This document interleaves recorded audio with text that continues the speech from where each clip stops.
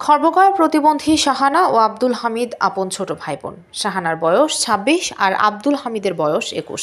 দুজনের উচ্চতা সর্বোচ্চ ২ ফিটের কাছাকাছি। হামিদা ও আব্দুল আলীর সংসারে জন্ম নেওয়া সন্তান দুটো খর্বকায় প্রতিবন্ধী। শাহানা অল্প চলাফেরা করতে পারলেও হামিদ চলতে ফিরতে পারে না। মায়ের কোল আর বিছানায় শুয়ে বসে এই সময় কাটে। তাদের বাবা আব্দুল আলী বর্তমানে বেকার। মা হামিদা দীর্ঘ ২৬টি বছর কোলে পিঠে করে বড় করে তুলেছে আদরের দুই নয়নকে। হামিদের স্বপ্ন ছিল একটি হুইল চেয়ার হলে কিছুটা সময় হলেও কষ্ট লাঘব হতো। পরিশেষে হুইল চেয়ারের স্বপ্ন পূরণ করে দেয় পানছড়ি ব্যাটালিয়ন ৩ বিজিবি লোকাংশন। জনকল্যাণমূলক কর্মসূচির আওতায় তাদের বাবা আব্দুল আলীর হাতে তুলে দেওয়া হয় মানসম্পন্ন একটি হুইল চেয়ার।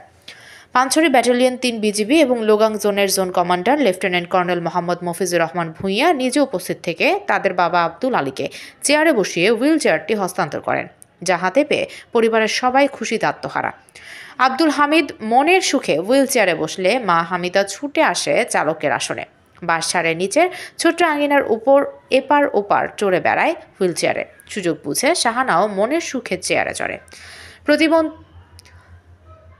প্রতিবেশী মোহাম্মদ মানিক জানান, বিজিবি থেকে হুইল চেয়ারটি দিয়েছে তার জন্য আমরা এলাকাবাসী খুব খুশি হয়েছি। প্রতিবেশী ও বাজার উন্নয়ন কমিটির সাধারণ সম্পাদক মোহাম্মদ আবুল কাশেম বলেন, প্রতিবন্ধী পরিবারটি আমার বাড়ির পাশেই। দুজনকে লালন পালন করতে ওদের মায়ের অনেক কষ্ট হতো, তাই প্রতিবেশী হিসেবে বিজিবিকে ধন্যবাদ জানান তিনি। বিজিবি বিডিআর স্যারে একটা হুইল চেয়ার দিছে, খুব খুশি হইলাম আমরা।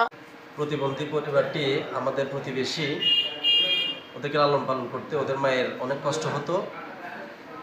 বিজিবির পক্ষ থেকে একটি হুইল চেয়ার দেওয়া হয়েছে, এই জন্য আমরা প্রতিবেশী হিসেবে বিজিবিকে ধন্যবাদ জানাই।